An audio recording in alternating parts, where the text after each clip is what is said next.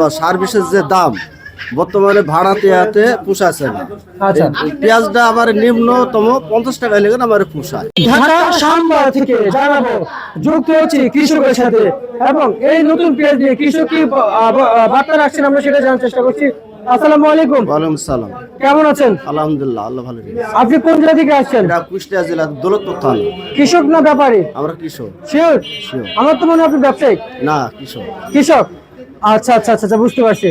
আর আমি আপনার কাছ থেকে একটু জানতে চাই বর্তমান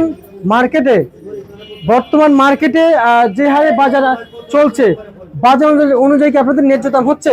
যে না, আমার এই এত তো আমার লস।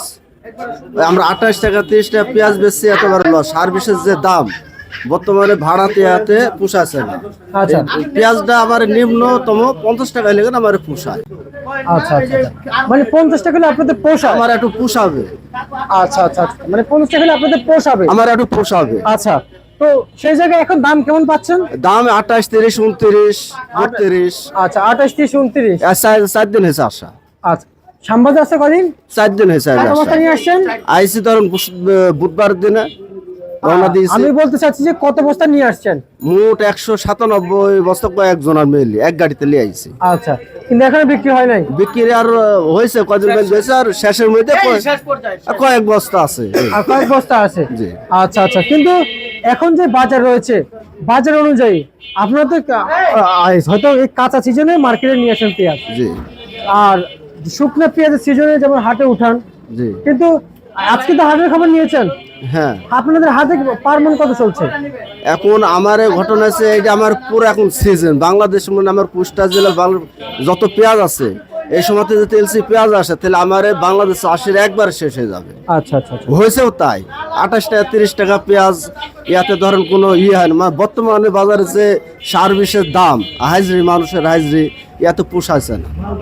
কোনো পোষায় না? যে না। আচ্ছা, আরেকটু জানতে চাই, এখন যে পেঁয়াজের বাজার যে দাম পাচ্ছেন, মূলত আপনাদের সর্বোচ্চ, আপনি কিছুক্ষণ 50 টাকা বলেছেন, কিন্তু অন্যান্য কৃষক আরো রয়েছে, ওনারা কিন্তু আরো বেশি বলেছে, কিন্তু আপনি সত্য করে বলেন আপনাদের কত হলে আপনাদের জন্য ভালো হবে? এখন আমি আপনাকে বললাম যে হয়তো 50 টাকা হলে আমার লসটা হবে না।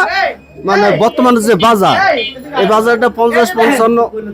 আচ্ছা আচ্ছা আচ্ছা, বুঝতে পারছি। 50-55 হলে একটু স্বাভাবিক থাকবে, মানে সবাই দেশে যারা কিনে খাবে তারাও একটু শান্তি পাবে। আবার আমরা আছি, আমরা বেচবো 50-55-60, আমরা একটু শান্তি পাবো।